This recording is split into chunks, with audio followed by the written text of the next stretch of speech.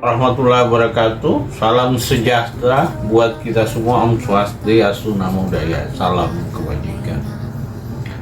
Kenapa saya menyebut salam seperti itu? Karena kehidupan kuliah saya di filsafat mengajarkan arti dari ucapan itu. Ya, yang pertama, ucapan itu adalah melambangkan bahwa kita berada dalam lingkaran Bhinneka Tunggal Ika. Yang kedua, bahwa Nusantara pun ada artinya. Jadi dulu zaman dahulu dikenal Indonesia, orang nggak mengenal Indonesia, orang mengenal Nusantara. Artinya Nusantara itu mirip juga dengan Bhinneka Tunggal Ika, berbeda-beda satu, kesatuan. Selanjutnya saya pernah belajar juga soal kehidupan di bumi, kehidupan di alam bumi ini. Jadi di alam bumi ini kalau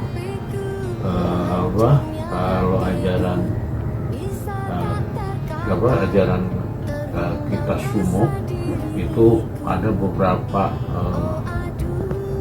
kehidupan. Ada dulu itu sejarahnya ada manusia yang hidupnya hanya untuk menjalankan ibadah, artinya hidupnya hanya di menjalankan agama.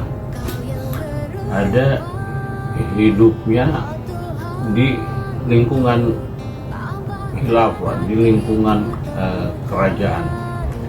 Jadi di lingkungan kerajaan zaman dahulu kala itu orang tidak bisa bicara agama. Yang bicara agama ada kalangan agama. Yang kemudian ada kalangan yang disebut pekerja. Kalau sekarang ini diistilahkan pegawai.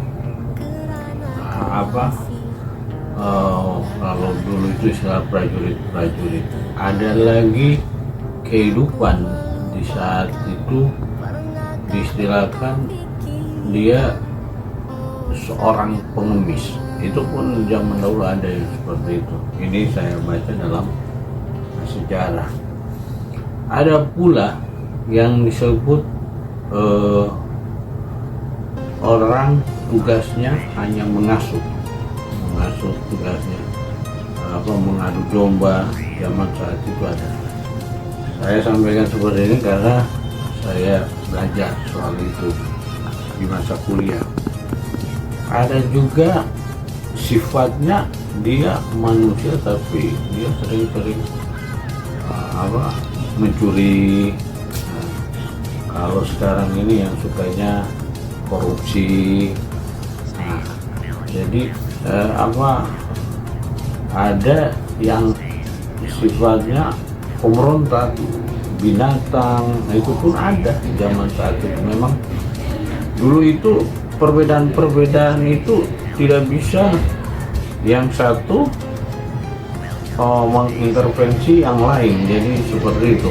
Memang diajarkan mereka seperti ibaratnya kemampuan basicnya mereka. Kalau sekarang itu kemampuan basicnya mereka di mana? Jadi misalnya kemampuan basicnya dia seorang ahli pemerintah, dia ahli pemerintah aja, dia tidak bisa mengurus agama, dia tidak bisa mengurus lain.